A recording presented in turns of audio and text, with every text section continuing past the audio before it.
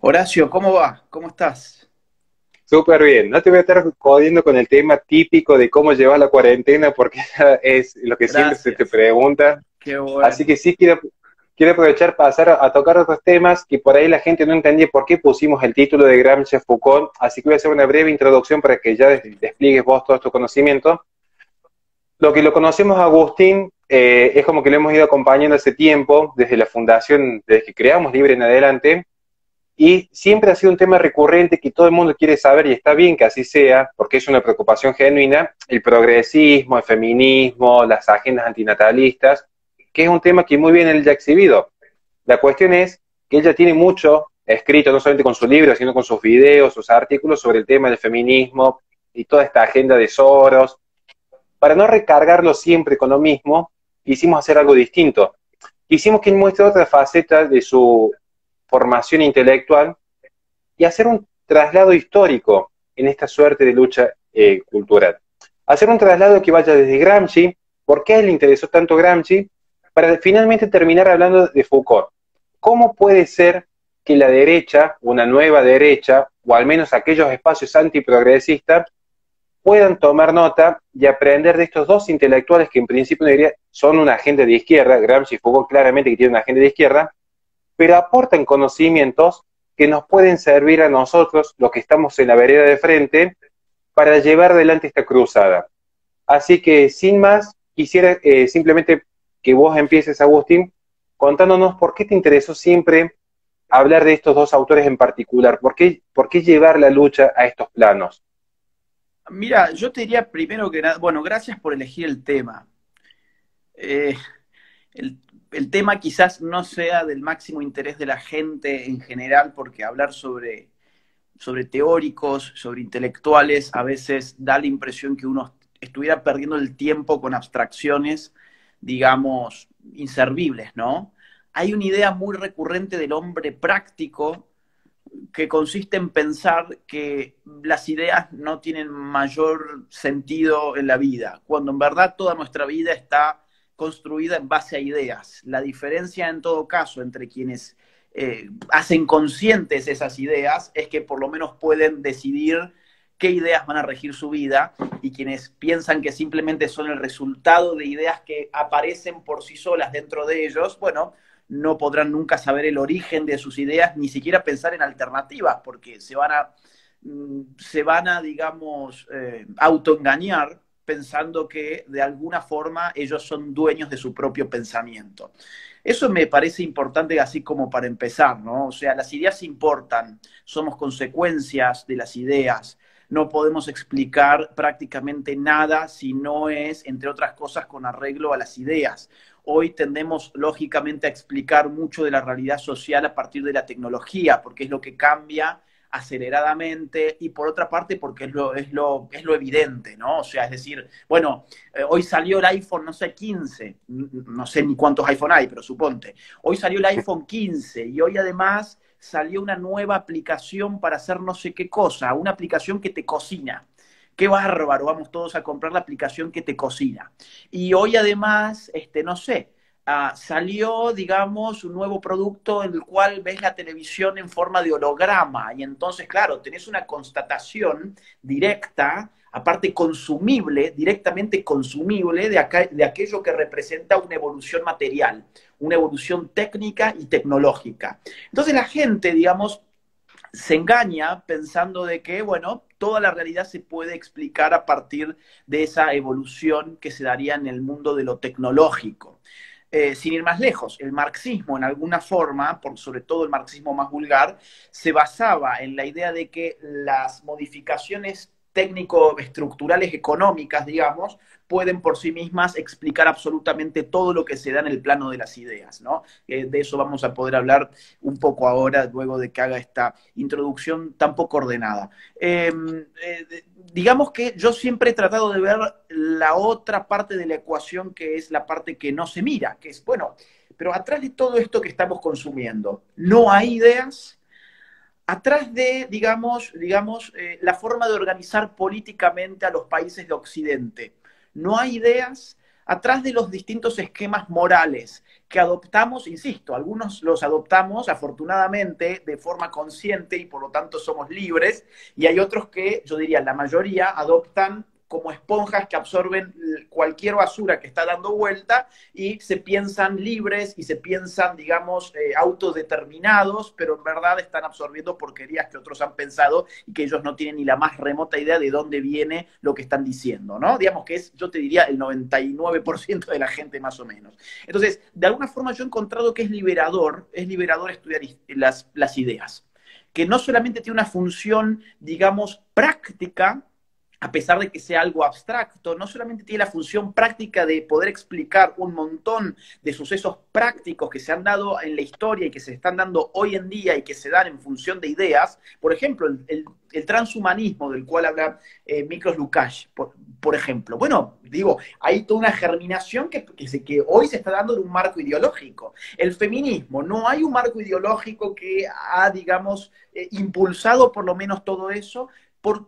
O sea, las ideas importan, las ideas tienen consecuencias y estudiarlas tiene un sentido práctico, político, como te digo, que es poner de manifiesto de dónde viene aquello que somos, aquello sobre lo cual se han asentado nuestras sociedades hoy, pero además tiene un objetivo psicológico, individual, autorrealizador, digamos, ¿no? Que es sentirme libre para poder escoger ideas. Que yo creo que es lo que en general la gente no puede ser, no puede hacer, ¿no? Está obligada siempre a asumir como idea verdadera aquella que ve en Netflix o aquella que ve, no sé, en la televisión o la que lee en el diario de moda, ¿no? Entonces, por ahí viene El la cosa. mainstream. El mainstream. Yo, digamos, cierro esta introducción que sé que se me hizo un poco larga con lo siguiente.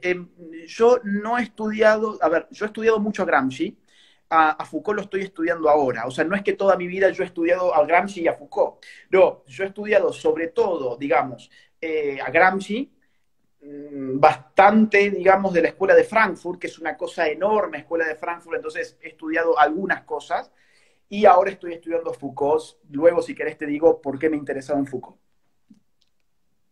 Fantástico.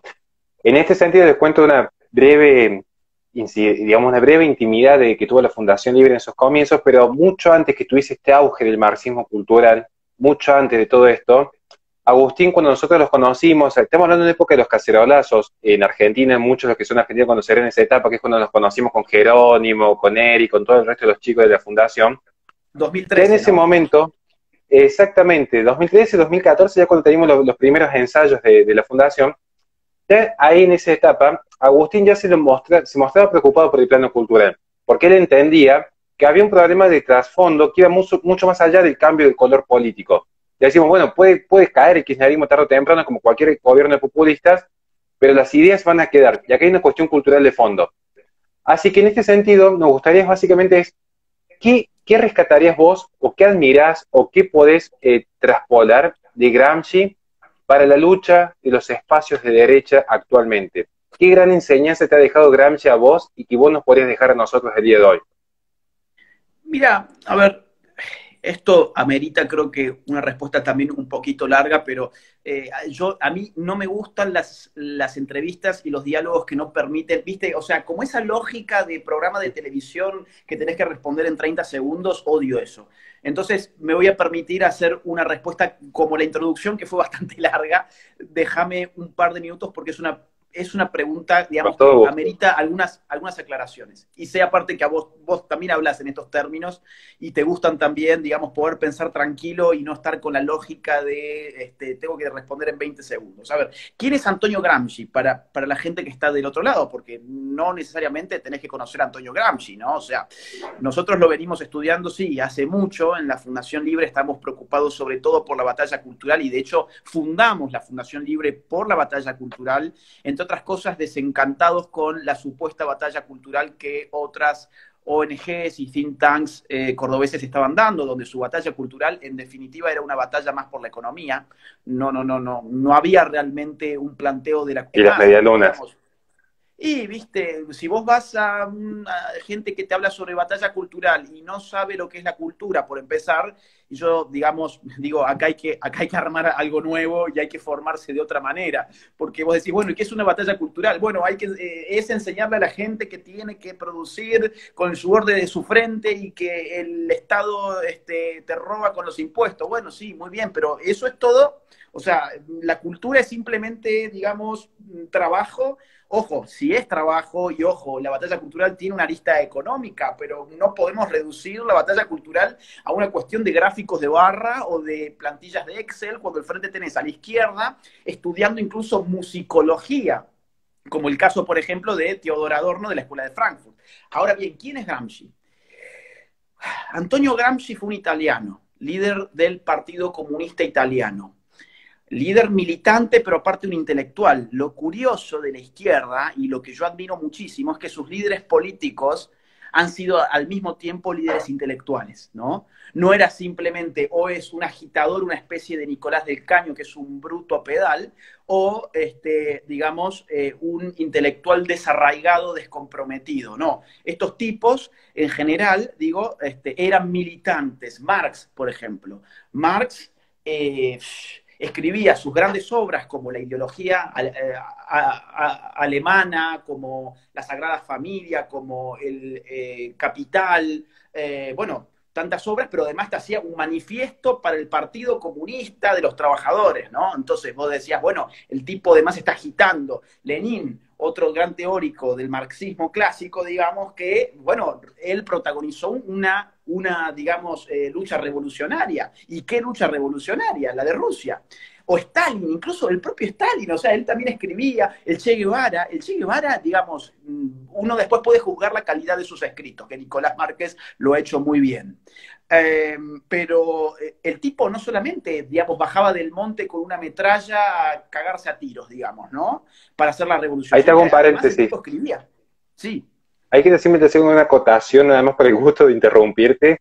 Tengamos en sí. cuenta más contemporáneamente, Antonio Negri, cuando escribe de ciertos nuevos sujetos y la articulación de los nuevos sujetos de izquierda, estamos viendo que los intelectuales de izquierda hasta el día de hoy siguen produciendo, desde la izquierda más tradicional hasta el progresismo más moderno, la izquierda está muy comprometida con la lucha intelectual. Sin lugar a dudas. Yo no incluso desde la academia, los académicos de izquierda que por ahí no se embarran políticamente, sin embargo, tienen siempre en el horizonte de sus objetivos últimos la política como meta, ¿no? Entonces, lógicamente, ahora, Antonio, digamos, a partir de los años 20, en Occidente empieza a vivirse un malestar con la teoría marxista. Un malestar relativo, ¿no? Porque ¿qué había pasado? Vamos a explicarle esto al público para que se entienda bien.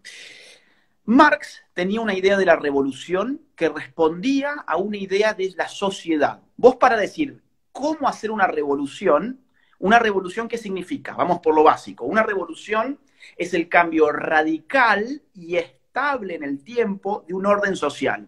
Yo cambio radicalmente las bases de ese orden social y como resultante tengo una sociedad distinta. Eso es una revolución. Ahora, ¿cómo hacer una revolución? Es una pregunta que no es fácil de responder, porque antes tenés que responder otra, que es ¿cómo funciona la sociedad? Porque si yo quiero meter un palo en los engranajes de la sociedad para detenerla y estropearla y después fabricar yo una nueva sociedad, necesito saber cómo funciona esta. ¿Se entiende? ¿Cómo giran esos engranajes? Marx dio una respuesta a eso que, digamos, muy sencillamente se puede ilustrar con la idea de la estructura y la superestructura. Muy sencillamente, para que la gente pueda entender, para Marx la sociedad tenía la forma de una casa de 2 pisos, ¿ok? Piso número 1, piso número 2. ¿Qué hay en el piso número 1? Economía. ¿Cuál es el fundamento de la sociedad? ¿Qué mantiene en pie a la sociedad? Para Marx, un sistema económico. ¿Qué hay en el segundo piso? Todo lo demás, todo lo intangible, la cultura, el arte, la filosofía, la religión, la política, la ideología, etcétera, etcétera. Todo lo intangible es parte del segundo piso. Si, digamos, la sociedad funciona de esta forma y hay una conexión en estos términos, el primer piso sostiene al segundo, ¿a dónde tenemos que poner nuestra dinamita para volar esa casa? Si la Al revolución es nacimiento, volar la en 1000 base. pedazos, en la base. O sea, si vos la pones en el segundo piso, vas a reventar el segundo piso, pero bueno, lo importante estaba en el primero, esa estructura se mantiene en pie y los dueños de esa estructura muy rápidamente van a poder reconstruirla. Esa era la idea de la revolución marxista clásica.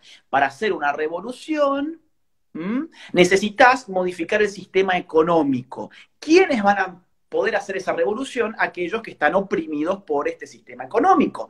¿Quiénes son los oprimidos en el sistema económico capitalista? Los obreros. Esa es la idea. Entonces, por eso el sujeto de la revolución marxista es el proletariado. Muy bien. ¿Qué ocurre? ¿Qué ocurre? Marx dice, ok, pero los obreros existen sobre todo allí donde más avanzado el sistema capitalista. Claro, el tipo está viendo a Inglaterra, está viendo, no sé, otros países como por ahí Francia, Estados Unidos, y dice, claro, donde va a fortalecerse la clase obrera es donde ha nacido y donde ha crecido, que son los países más capitalistas. ¿Dónde va a tener lugar la revolución? Donde el capitalismo más haya avanzado al punto de generar contradicciones económicas. Marx se va a morir no a Rusia, no a Cuba, no a China, se va a morir a Inglaterra. Y desde allí se va a estar mensajeando, digamos, no con un mensaje de texto, lógicamente, sino con claro, con Engels, quien lo financiaba y quien había escrito algunas cosas también. Mecenas. Su mecenas, además, efectivamente. Marx nunca laburó, digamos, un intelectual rentado como, ojo, digamos, no siempre hay que caer en esa falacia de nunca trabajó, etcétera. Es un buen dato, pero los intelectuales en la modernidad generalmente no trabajan con las manos, trabajan con la cabeza. Y entonces consiguen mecenas que lo financian, ¿ok? Entonces, sí, digamos que lo curioso es que Marx apelara a los trabajadores cuando él nunca había trabajado. Eso sí es más que curioso, desde luego. Pero digo, no es una rareza un intelectual que trabaje con su cabeza. El intelectual trabaja con su cabeza. Entonces, vamos a ver, ¿qué ocurre? Marx muere, la revolución nunca llega a Inglaterra, él se mandaba cartas con Engels, que están registradas en libros, donde él le expresaba a Engels su entusiasmo porque veía un chispazo revolucionario en tal fábrica, en tal comunidad dentro de Inglaterra, y entonces ya pensaba que su profecía, porque guarda, hay que entender esto, la filosofía de la historia de Marx es una filosofía profética. ¿Esto qué significa? Que te puede adelantar con precisión supuestamente científica qué va a ocurrir. Para él, el socialismo iba a ocurrir indefectiblemente y él quería vivir para verlo. Entonces se fue a Inglaterra para verlo, justamente. Pero, ¿qué ocurrió? Marx murió y el socialismo nunca llegó ni a Inglaterra, ni a Francia, ni a Estados Unidos, que son los tres lugares donde las revoluciones burguesas llegaron, ¿ok? Entonces, ¿a dónde llegó la revolución marxista? A Rusia. ¿En Rusia había capitalismo industrial? No. Tenías un régimen agrario. Tenías un zarismo agrario. No había realmente una clase obrera preponderante. No había una clase burguesa a la cual derrocar. La filosofía de la historia de Marx no se cumplió. ¿Dónde más llegó la revolución? A China. ¿Había capitalismo industrial en China? No. ¿Dónde más llegó? A Cuba. ¿Había un capitalismo industrial con una burguesía organizada y una clase obrera? No, tampoco. Eran regímenes agrarios. O sea, el marxismo tuvo un gran problema, y ese fue el problema que personas como Gramsci van a empezar a revisar. ¿Por qué? Porque confiando en la profecía de Marx, esta gente se pensó que en Occidente iba a llegar necesariamente la revolución como en Rusia. ¿Y qué pasó? Fracaso tras fracaso tras fracaso. Alemania, 1918, una intentona de revolución, termina siendo aplastada en 1920. En Hungría pasa exactamente lo mismo. En Austria, el proletariado directamente se rinde ni bien quiere empezar. En Italia, las movilizaciones de Turín, 1919-1920, donde Gramsci tiene una participación como líder comunista. Ahora, fíjate qué interesante. Mussolini me parece que es del 22. Gramsci, semanas antes de ser llevado a la cárcel, nos volvemos a ubicar. Gramsci, Italia, ¿ok? Líder comunista e intelectual, además. Gramsci, meses antes de ser apresado por Mussolini, pronostica la inminencia de la crisis económica capitalista en Italia, que va a dar lugar a la revolución. en Italia. ¿Y cuál fue la única revolución que hubo en Italia? La de Mussolini. O sea, no se cumplió de nuevo la teoría de Marx. ¿Y después qué vamos a tener en Alemania? Bueno, vamos a tener años más tarde a los nazis. ¿Qué vamos a tener en España? La guerra civil, ¿ok? Entonces, todo esto de Marx fracasó. Entonces, Gramsci es un autor que escribe desde el fracaso. Entonces, primera enseñanza, todo este rodeo para la primera enseñanza.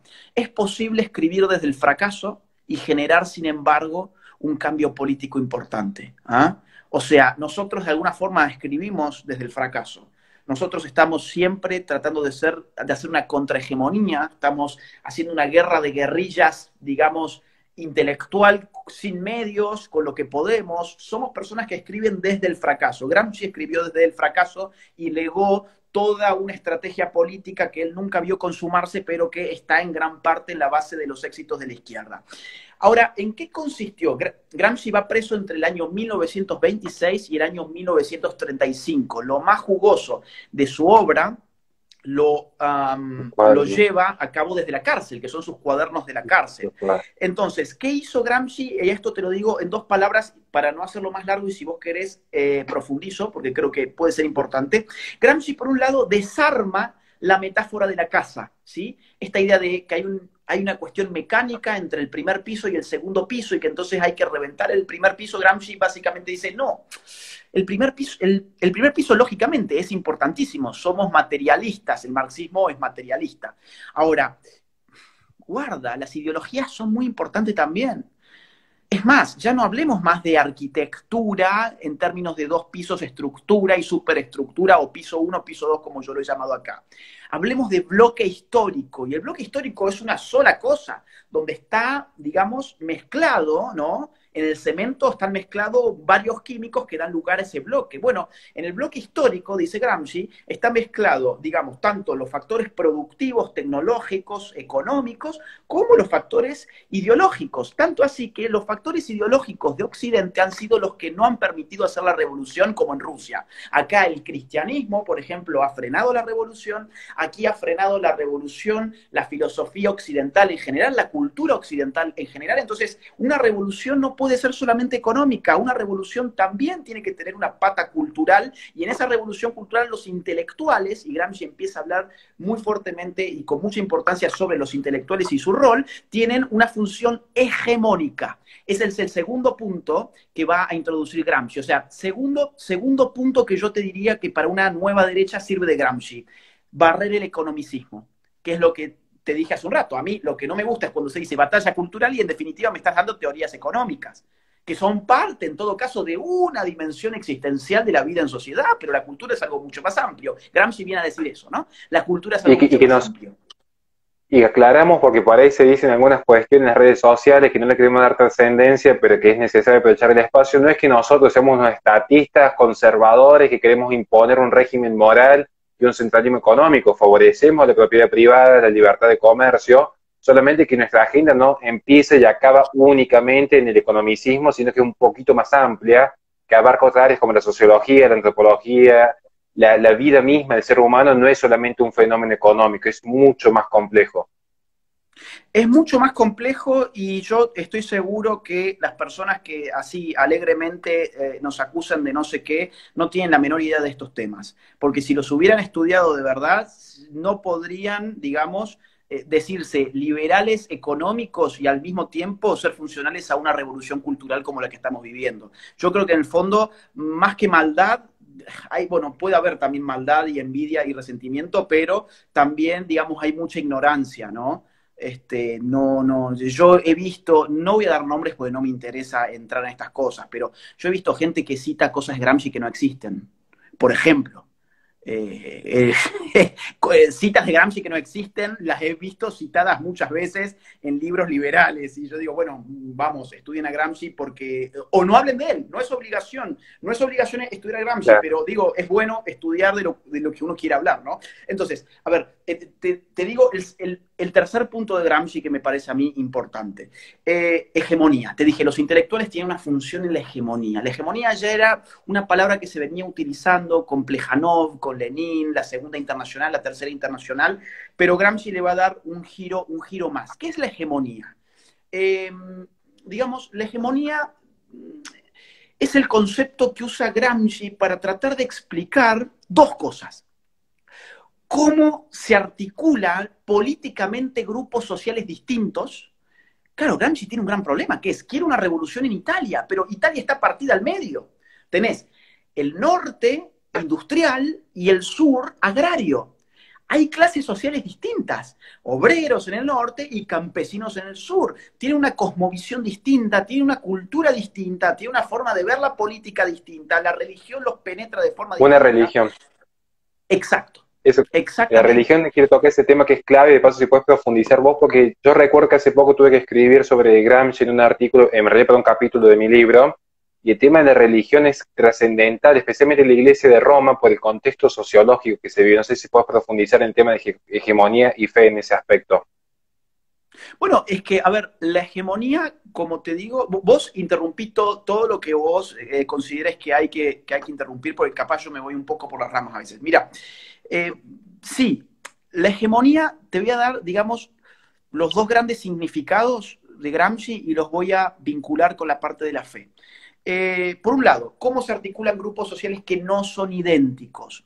La hegemonía en ese sentido es la marca distintiva de lo político para Gramsci. Y Gramsci, ante todo, es un filósofo de la política. Ante todo es un filósofo de la política. Y probablemente de los más grandes filósofos de la política que haya tenido la izquierda. Entonces, ¿él qué dice? Bueno, nosotros tenemos que lograr que la clase obrera del norte hegemonice a la clase campesina del sur de Italia. Ahora, ¿qué es la hegemonía? Para Lenin, la hegemonía era golpear juntos, marchar separados. Esa era una máxima de Lenin. Entonces, claro, nos aliamos tácticamente, golpeamos juntos y después cada uno lo suyo. Yo no comparto tus ideas, vos no compartís la mía, no miramos el mundo necesariamente igual, pero nos juntamos en un momento exacto para golpear a un mismo enemigo y después cada uno se fue a su casa y siguió con su vida. Gramsci dice, no, la hegemonía es algo mucho más profundo que eso. En la articulación entre dos grupos distintos, si esa articulación es realmente política, va a haber un intercambio de identidad. La clase obrera, al hegemonizar al campesinado, imprime en el campesinado toda una cosmovisión. Y a su vez recibe también, se ve de alguna forma tocado por la cosmovisión de los campesinos también, a pesar de que domine la clase obrera por leyes históricas y demás, que no voy a entrar ahora en eso. Pero entonces hay un intercambio de identidad, ¿no? Nos juntamos no solamente para golpear a lo mismo, sino que nos juntamos y nos mezclamos realmente nuestra forma de ser. Y ahí la forma de ser responde a un modelo cultural que es sobre el cual hay que trabajar y hay que pensar cómo va a ser la cultura de la revolución, que es con la cual tenemos que mezclar a estos grupos sociales. Segunda acepción de hegemonía de Gramsci, esa es una. Segunda acepción, Gramsci modifica la concepción del poder, que eso para mí va a ser lo más importante de Foucault, que lo dejamos tenemos todavía como media hora más. Pero Gramsci ya modifica la concepción del poder. El poder siempre fue visto, digamos, mejor dicho, el Estado siempre fue visto como una organización que estaba por fuera y por encima de la sociedad, que era un aparato de dominación de la clase dominante para oprimir digamos, represivamente a los obreros y demás. Gramsci dice, no, no es eso solamente el Estado. El Estado dice, y él lo escribe de esta forma, él está escribiendo en la cárcel, entonces a veces la escritura es casi simbológica. Él pone, Estado igual, con el signo igual, sociedad civil más sociedad política, o sea, hegemonía acorazada con coerción. Uf, o sea, ¿qué es esto? Hegemonía acorazada, que es una coraza, ¿no? O sea, te protege. La hegemonía está acorazada con coerción. ¿Qué es la coerción? El uso de la fuerza física. El Estado se caracteriza por monopolizar el uso de la fuerza física. Entonces, ¿qué significa que el Estado sea hegemonía acorazada con coerción? Significa que el Estado ya no es solamente represivo, sino que el Estado contiene toda una cosmovisión, toda una cultura oficial, toda una fe, una religión, que ahí te voy al punto, toda una forma de ver el mundo que está protegiéndola con la fuerza. Pero entonces, nosotros, si esta es la ecuación, podemos modificarla en dos términos. O bien tomamos coercitivamente el Estado, y eso fue lo que siempre buscó el marxismo clásico, hacer una lucha Y fracasó. armada para tomar el Estado, para hacerse del aparato represivo, digamos, y socializar los medios de producción. O, segundo punto, podemos apuntar a lo hegemónico. Nos saltamos, pasamos la capa de la coerción y nos metemos justo al corazón de ese Estado, que es una cosmovisión. Es una forma de ver el mundo, es un proyecto cultural, es una fe, es una religión, etcétera, etcétera. Entonces, lo maravilloso de este concepto de hegemonía es que abre los ojos a la izquierda de que no hay revolución sin una lucha contrahegemónica. Y una lucha contrahegemónica no es solamente una revolución armada, eso es una revolución armada y ya está. Una lucha contrahegemónica es una lucha por el sentido común del hombre. Entonces Gramsci, digo, ¿qué nos viene a enseñar a la derecha hoy?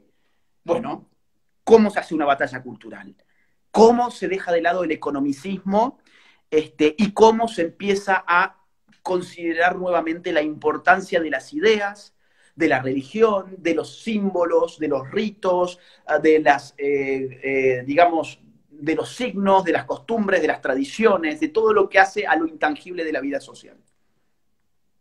Fantástico, la verdad que ha sido más que esclarecedor. Hay muchísimo para hablar de Gramsci.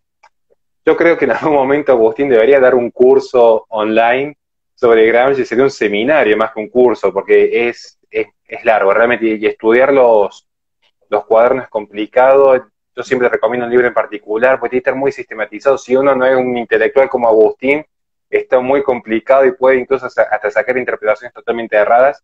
Vamos, claro que en algún momento cuando empezamos en esto me he equivocado y Agustín me corrige y dice, no, fíjate que Gramsci cuando habla de sentido común se refiere a esto, aquello otro, así que te agradezco, Agustín, por la amistad y la paciencia cuando empezamos en esto para irnos guiando. Lo que sí te No, quería gracias a llevar, vos, gracias. Y aparte, lo que sí te quería... Sí, sí. perdón que yo sume algo. Digamos que, a ver, hay muchas interpretaciones sobre Gramsci, yo tengo mi interpretación y puede haber otras interpretaciones que no sean iguales a la mía, lógicamente. Es un autor muy complicado, es bueno sí tener siempre alguna dirección más o menos. La gente, digamos, del marxismo escribe casi en clave, casi de forma encriptada, con conceptos que si no los conoces profundamente se te va a complicar mucho, por eso yo traté de simplificarlo en pocos minutos a un pensamiento que es demasiado pesado, ¿no? Entonces, la gente del otro lado, si hay muchas cosas que no se han entendido, no se preocupen. A mí me ha llevado 4 años poder entenderlas. Entonces, con que de esta conversación la gente del otro lado se vaya con una noción, yo creo que Es un ya se éxito. cumple el objetivo, ¿no? Es un éxito. Bueno, pasamos a la segunda media hora, donde no vamos a focalizar tanto porque quiero dejar los últimos 10 minutos para un par de preguntitas más a nivel personal con Agustín, pero en estos 20 minutos es muy común que dentro de lo que es la intelectualidad de la nueva derecha, entre comillas, porque como dice Agustín, un significante vacío que se está formando día a día, es como que se va armando el camino a prueba y error, básicamente, ver que las ideas de Foucault han impregnado muchísimo la agenda cultural. Porque recién hablamos de Gramsci para entender un poco lo que es este fenómeno cultural.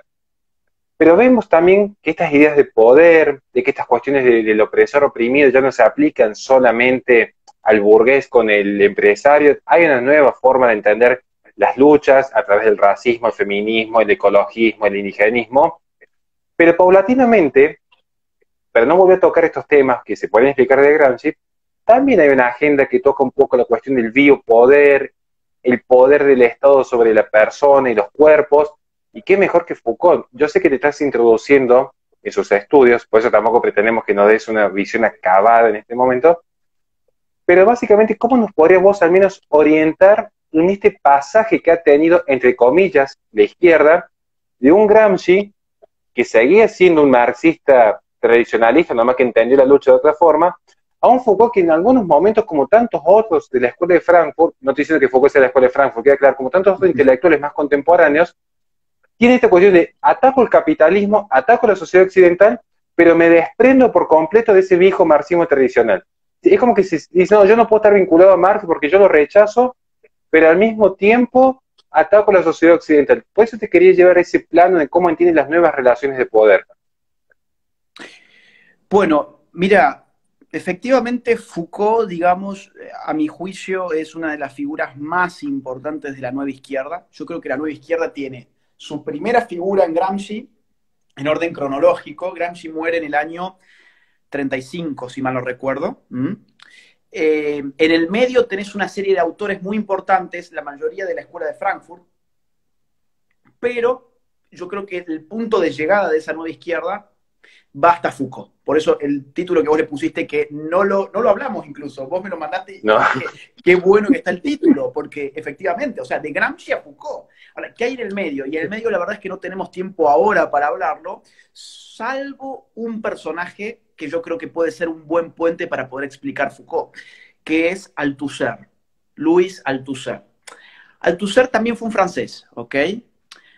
Comunista, un tipo, digamos, que ha escrito libros muy importantes en la tradición marxista. Él ha tratado de rescatar a Marx desde el estructuralismo, etc.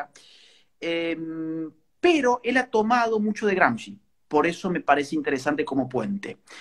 Él tiene un libro, un ensayo, que se llama Aparatos ideológicos del Estado, ¿ok? No me acuerdo ahora la fecha de publicación, pero puede estar más o menos por los años 50 o 60 máximo. ¿El qué dice básicamente en este ensayo? Se llama Los aparatos ideológicos del Estado. Él dice que el sistema productivo, o sea, el sistema económico, necesita de aparatos ideológicos para funcionar. Gramsci encontró que había un bloque histórico, no había un edificio de dos pisos, pero Althusser lleva más allá esta cuestión y dice, la ideología, si esto fuese un edificio, la ideología sería el cemento que pega los ladrillos del edificio. O sea, podés volar lo mismo el edificio volando la ideología, ¿no? O sea, usando la ideología, dinamitando la ideología.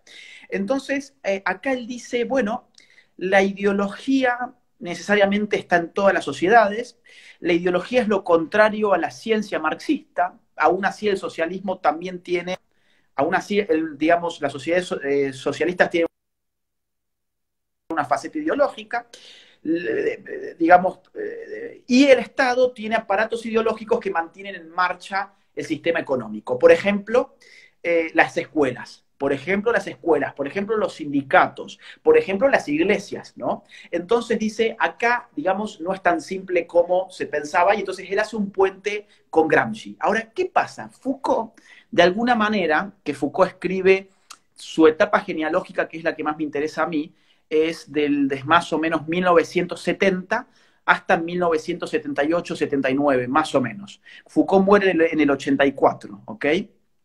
Entonces, Foucault dice, no, digamos, esto que los marxistas dicen, de que habría una ideología que vendría a ser falsa conciencia, vendría a ser, digamos, mistificación de la realidad, inversión de la realidad, engaño, ¿no? O sea, todo lo que clásicamente nosotros entendemos por ideología, por ejemplo, cuando hablamos de ideología de género, estamos diciendo, bueno, son ideas anticientíficas, ¿no? Bueno, Foucault dice, no, esto es falso, porque en verdad no hay ni ideología ni ciencia, digamos, como siendo la ciencia un saber de lo real y la ideología un engaño sobre lo real, sino que en verdad todo saber, todo conocimiento, toda verdad es un producto del poder. Por lo tanto, no podemos hablar de ideología. Ya Bien, esto es yo posmodernidad pura. quiero Sí. hacer un simple paréntesis antes de pasar a Foucault. Lo que acaba de decir Agustín, para que los que están escuchando y están tomando nota, fíjense en lo bien que se vincula lo que él acaba de decir con la tesis principal de Judith Butler cuando escribe El género en disputa. Es básicamente un resumen de lo que se plantea en la tesis de ese libro. Ahora, se disculpa Agustín, pero quería hacer esa paréntesis porque muchos te siguen por la línea del feminismo y lo pueden entender más acabadamente. Es que, de hecho, toda la teoría queer es Foucaultiana, totalmente Foucaultiana. O sea, no se puede explicar ni a Butler, ni a Preciado, ni a toda esta gente sin Foucault. Y ellas mismas se asumen de esa forma. Foucault ha sido clave, ha sido clave. ¿Por qué? Porque, digamos, para el marxismo sí había una realidad. Ahora bien, esa realidad y esa verdad, que es justamente la verdad que desvela la ciencia marxista, y por eso lucha contra la alienación, que es, digamos, en cierta forma una función de la ideología capitalista, bueno, ahora, digamos, con Foucault vos decís, pero ¿dónde me quedó el concepto de alienación? ¿Dónde me quedó el concepto de ideología? En Foucault no vas a leer ni sobre ideología, ni sobre alienación, ni sobre ninguna de estas categorías marxistas. Ya estamos en todo caso en un post-marxismo, ¿ok? Ya estamos incluso en cierta medida en un antimarxismo de izquierdas, porque Foucault se pelea con estas nociones centrales de los marxistas. Y Foucault va a decir, no, no, todo es ideología. Y si todo es ideología, entonces, ¿de qué nos sirve la palabra ideología? O sea, no hay nada verdadero, no hay nada real, no hay nada que a ver, en la ciencia no hay un privilegio epistemológico para revelarnos una verdad. La verdad siempre es una construcción del poder, dice Foucault. Y esto, como te digo, es una de las claves del posmodernismo. O sea, cuando se habla sobre la posmodernidad, una de las claves, y por eso Foucault es uno de los padres del posmodernismo, en este sentido, por lo menos en filosofía política, es entender que no hay una verdad, no hay hechos, hay interpretaciones, dice Nietzsche, ¿no? Y de hecho Foucault es nietzscheano. Entonces esto genera un vuelco enorme, un vuelco enorme. ¿Por qué? Porque si no hay verdad, si no hay conocimiento científico, el marxismo ya no tiene demasiado que decir. Ya ni siquiera hace falta que te fijes en clases sociales, como hacía Althusser, o como hacía Gramsci, o como hacía la propia Escuela de Frankfurt. Hace falta que empieces a ver el micropoder. Foucault va a hablar sobre todo, sobre la microfísica del poder, y va a empezar a encontrar poder en todas las relaciones sociales. Y a partir de ese poder que encuentra en todas las relaciones sociales, se va a meter, por ejemplo, en la familia. Contradicción padre-hijo, ¿no? En el plano de la sexualidad, contradicción hombre-mujer, pero por otro lado también contradicción homosexual, heterosexual, y además suma la contradicción entre los perversos sexuales, y ahí mete pedofilia, zoofilia y todo este tipo de parafilias sexuales, en contradicción con el sexo normalizado. O sea, todo esto que estamos viendo ahora no es para nada nuevo, ya está en Historia de la Sexualidad, tomo 1 de Foucault, por lo menos. Entonces, luego, por ejemplo, se mete con el tema de las cárceles, vigilar y castigar, ¿no? Su libro del año 1975. Y ahí encuentra, claro, hay una potencialidad casi revolucionaria en el delincuente. El delincuente ha sido construido por un sistema disciplinario que responde a las necesidades de normalidad del sistema, digamos, más o menos capitalista que inaugura la modernidad. Entonces él empieza a hacer todo un rastrillaje. ¿Perdón? La locura también es algo que le preocupa La a Foucault, locura. cómo se va a entender una persona sana de lo que dice en realidad no es que existe la locura, lo que existe son personas que dicen que esta forma de entender la realidad es una locura y por lo tanto lo criminalizan y lo estigmatizan, lo patologizan, que un poco lo que hacen con nosotros ahora, lo que queremos llevar una vida más o menos ordenada, es como que se ha invertido el juego. Sin lugar a dudas, Foucault encuentra en la locura un sistema de exclusión en donde la razón no tiene ningún juego, no hace falta ni siquiera poner de manifiesto una verdad cuando vos te enfrentás a un loco. En la protopsiquiatría, explica Foucault esto en El poder psiquiátrico, un curso del año 73. En la protopsiquiatría, los psiquiatras no eran psiquiatras, por eso era protopsiquiatría, simplemente usaban la fuerza y unas técnicas que más o menos se inventaban sobre la marcha, ¿no? Entonces, digamos, el loco estaba tan excluido que ni siquiera necesitaba razones. Cuando nosotros nos dicen, por ejemplo, homofóbicos, no es una casualidad que estén tomando una palabra psiquiatrizante, porque de esa forma excluyen y cierran totalmente el diálogo con un mecanismo discursivo que separa la razonabilidad de la locura, ¿no? Entonces, fíjate cómo Foucault ya te empieza a servir para algunas cositas que hoy las podés usar contra los progres, a pesar de que eres el ídolo de los progres. Ahora, digamos, Foucault se ha metido también en la historia de la clínica, la historia de la psiquiatría, del poder psiquiátrico, etcétera. En los temas de la sexualidad, en los temas del racismo, que eso es un tema muy candente hoy, en un curso que él tiene que se llama Defender la Sociedad, si mal no recuerdo, desde el año 76, sí, de ese año es. Entonces, digamos, Foucault es muy actual, es muy actual. Ahora, hay un concepto que a mí particularmente me importa, sobre todo de Foucault para la derecha, que es el de la biopolítica. Para Foucault la modernidad está marcada por un biopoder. Esto lo voy a hacer en 2 minutos, bien rápido. Antes de la modernidad hay lo que se llama poder soberano. ¿Qué es el poder soberano? El poder básicamente, para sintetizar, del rey. El rey viene, te dice, bueno, vos, mi vasallo, me tenés que dar a cambio tal cosa. Es un poder extractivo, un poder que tiene además un origen, digamos, en un pasado que puede ser por bendición divina, puede ser por la conquista, puede ser por una promesa, típico régimen feudal, digamos, premoderno. Ahora, él dice Foucault, no, con la modernidad este poder no es económicamente viable, porque sus mecanismos son muy precarios. El rey, cuando tiene que castigar a alguien, lo manda a suplicio, lo descuartiza. Vigilar y castigar empieza con el suplicio de un tal Damiens, que quiso hacer un regicidio y lo descuartizan, y Foucault le da como 15 páginas que te dan ganas de escupir un vómito, porque es muy crudo el relato, y vos ves como el tipo, los caballos lo tiran para desmembrarle los brazos, para reventarle cada miembro por miembro, lo queman vivo, le hacen de todo hasta que el tipo, vos decís ya que se muera el tipo. Pero Foucault con eso...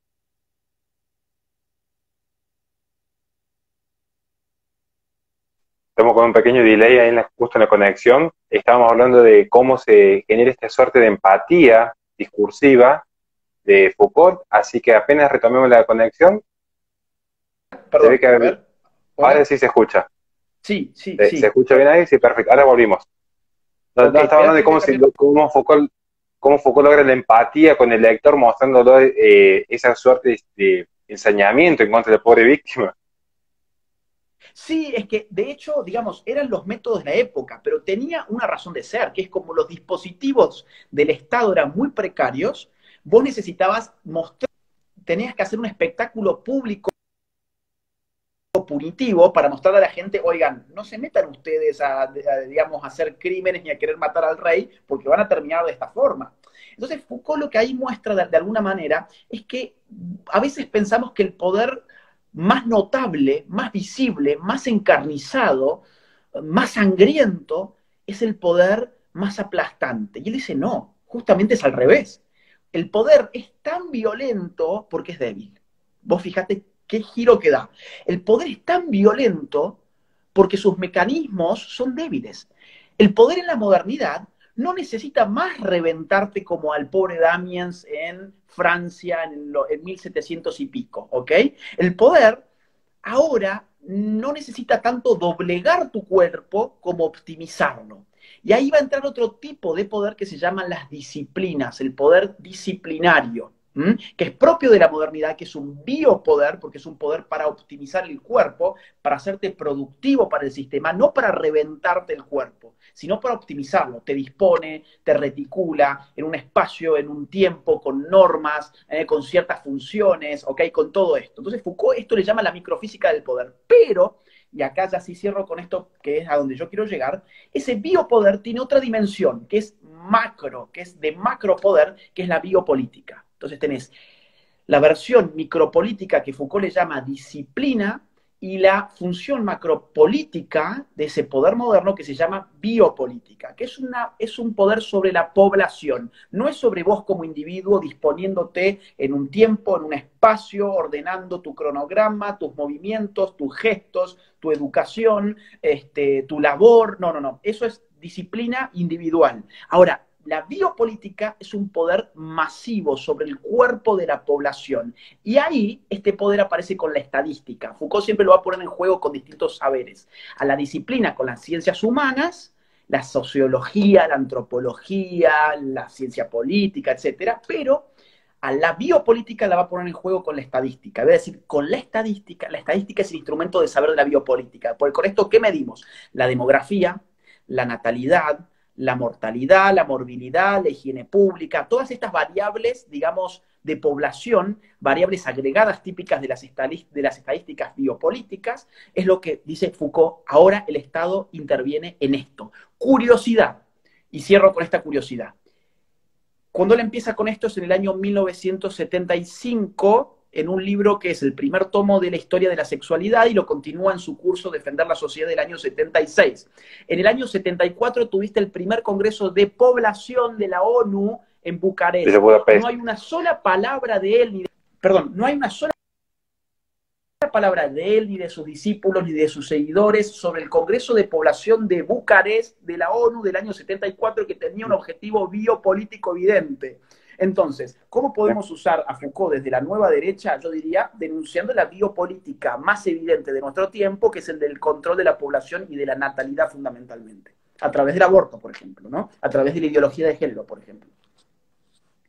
Vos sabés que ya nos quedan 10 minutos y fíjense la contundencia de lo que plantea Agustín, y justo lo que acaba de decir es lo que yo le dedico un capítulo entero en cómo se impone la agenda antinatalista en el mundo, porque después del fracaso, porque eso tuvo un fracaso en el 74, la ONU tuvo mucha, digamos, no tuvo la aceptación pública que esperaban, es justo después de ese año, en el 76 particularmente, cuando la agenda feminista por el aborto seguro, legal y gratuito, que, como se ve hoy, es cuando la agenda feminista tiene un auge en el mundo. De repente ya no se habla del aborto como una forma de control demográfico, sino como una forma de liberación y emancipación de la mujer, una liberalidad sobre su propio cuerpo. La agenda discursiva en el mundo cambió por completo luego del 74 y se transmite del 76 en adelante mediante el feminismo. O sea que lo que dice Agustín de por qué hay que retomar los teóricos es porque la verdad está ahí, y la verdad es una, digamos. Entonces, después podemos discutir de ideologías, pero los hechos, digamos, el dato mata el relato. Nos quedan 10 minutos, Agustín, y desde ya te quiero agradecer enormemente, además de como amigo que me hayas hecho el favor de estar acá, que nos has regalado una hora de tu vida para enseñarnos y educarnos siempre, o sea que en eso estamos muy agradecidos. Pero te quería hacer una pregunta que siempre tuvimos la duda, porque particularmente yo que te conozco, sé que escribir el libro negro de la nueva izquierda, si bien fue un éxito, es un éxito y va a seguir siendo un éxito por mucho tiempo más, yo que te conozco sé que para ti no fue como de tu mayor agrado tener que haber estudiado lo que estudiaste y leer las feministas, las cosas que ponen en su libro. Yo te conocí en esa etapa acá. Por eso quería preguntarte algo que normalmente no te pregunta nadie, que es, ¿qué libro o qué obra sí disfrutaste? Sí vos te sentiste como emocionado intelectualmente, aunque no hayas tenido el éxito que por ahí no esperé, pero dije, uy, esto realmente lo disfruté y crecí, me sentí complacido conmigo mismo estudiando para este libro. Bueno, el libro negro. A ver, mira, yo te diría, yo no es que no disfrute leyendo a esa gente, al revés, lo disfruto mucho más que leyendo a los que piensan como yo. A mí me encanta, por ejemplo, Hayek, por ejemplo, me encanta Alexis de Tocqueville, me encanta Edmund Burke, me encanta Scruton, me encanta Alan Bloom, coincido con lo que leo, y como coincido con lo que leo, no disfruto tanto la lectura. A mí me gusta pelearme con un libro, con un autor, o tratar de encontrar en ese autor que es mi adversario a ver qué puedo usar para mí, para los intereses de la gente, digamos, a la que yo trato de alguna forma de dar ideas para poder llevar adelante esta lucha. Entonces, no es que yo, y aparte yo me formé con la izquierda, además, o sea, estoy acostumbrado y además lo disfruto. Yo, a ver, yo me escondía, yo cuando escribí el libro negro, y esto lo sabe poca gente, pero vos creo que vos lo sabes, yo trabajaba limpiando hoteles. Y entonces yo me escondía a la noche entre los lavarropas digamos, de donde se lavaban las sábanas de los hoteles y demás, a leer a Judith Butler, el género, bueno, digamos, a Butler, digamos, Simone de Beauvoir, a Kate Millett, a toda esta gente con la cual, digamos, escribí el libro negro, estudiándola directamente a estos personajes. Y la verdad es que me divertía muchísimo. Entonces yo no sufro leer a esta gente, al revés, me divierte mucho. Ahora, el libro negro tiene un capítulo que a mí me gusta especialmente, que es el que menos le gusta a la gente, que es el primero. Porque ese capítulo la gente muchas veces me dice, uy, pero está difícil, no lo entiendo, yo quiero leer directamente qué es el feminismo, quiero leer directamente la ideología de género. Y en el primer capítulo yo, digamos, de alguna forma le doy sentido al título del libro, que es La Nueva Izquierda, digamos, porque esto viene de la Nueva Izquierda. Y en ese capítulo, digamos, el libro que más me cambió la forma de ver las cosas, que yo leí para ese capítulo, fue Hegemonía y Estrategia Socialista de Ernesto Laclau y Chantal Mouffe. Es un libro, o sea, de una potencia intelectual que te revienta la cabeza. Es un libro de dos intelectuales que le han hecho mucho bien a la izquierda, o sea, son adversarios nuestros, pero son adversarios creo que dignos, con ideas que han calado hondo. De hecho, el socialismo del siglo XXI no se puede explicar en gran medida sin ellos. Y ese libro está muy bien escrito, hace todo un recorrido teórico entre la gente de izquierda que me parece muy, muy, muy bueno. Ahora, el libro que yo más disfruto escribiendo es el que estoy escribiendo ahora. que lo vengo escribiendo desde antes del Libro Negro incluso. Entonces, el libro que si todo sale bien saldría más hacia fin de año, quizás en unos 3 meses más o menos, es el libro que más me gusta, ni siquiera sé cuántas páginas va a tener, creo que va a tener arriba de 400 seguro, y es un libro complicadito, no es un libro fácil, es sobre estos temas, por ejemplo, que estamos hablando ahora, entre otros. No creo que vaya a ser un éxito de ventas, tampoco me importa. Yo, digamos, con este libro, ¿sabes qué? Estoy escribiendo con el objetivo de que salga un libro que a mí me guste leer. No estoy pensando en el público, a ver, bueno, quiero hacer esto para que le guste a no sé quién, para que le guste al gran público. No, quiero hacer un libro que a mí me guste leer y después, si eso funciona, si a la gente le interesa, bueno, en buena hora. Y si no, yo creo que de todas formas a intelectuales de la nueva derecha ese libro le va a servir mucho y yo apunto a que sea una piedra estratégica, que sea un fundamento estratégico de lo que es la nueva derecha. Esa es mi intención con ese nuevo libro. Fantástico. Nos quedan ya los últimos 3 minutos. Simplemente si quieres hacer algún cierre final. Para los que no saben, Agustín, además de ser el presidente de la Fundación Libre, es un gran asador. Así que esperemos que vuelva pronto a Córdoba para darme a comer porque estamos los pibes muertos de hambre. Nicolás Márquez se quejó el otro día en el vivo que también está pasando hambre, así que esperemos que vuelvas pronto, si querés. Mira, yo, digamos, estoy muerto de ganas de asado argentino, acá como asados, pero bueno, la carne argentina se extraña y sobre todo las achuras, acá no se come achuras. Yo necesito unas buenas mollejas con limón, unos buenos chinchulines argentinos, ¿no? Eso me hace falta, sí.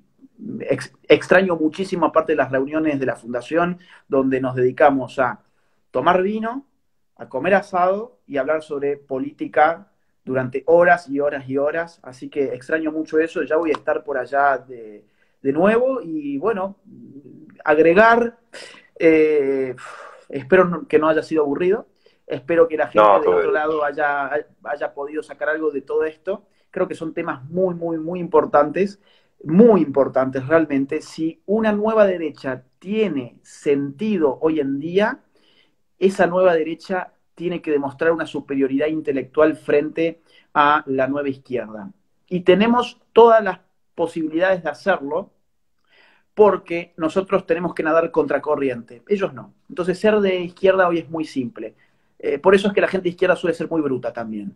El promedio de la gente de izquierda, ojo, tienen grandes pensadores, lógicamente, hemos estado hablando de muchos de ellos, pero poder usar a sus grandes pensadores para meterles un cañonazo a ellos mismos y para poder repensar un montón de cosas para una nueva derecha es un ejercicio que vale la pena hacer y la gente, digamos, que dice, bueno, yo no entiendo muy bien estos temas, no se desanimen.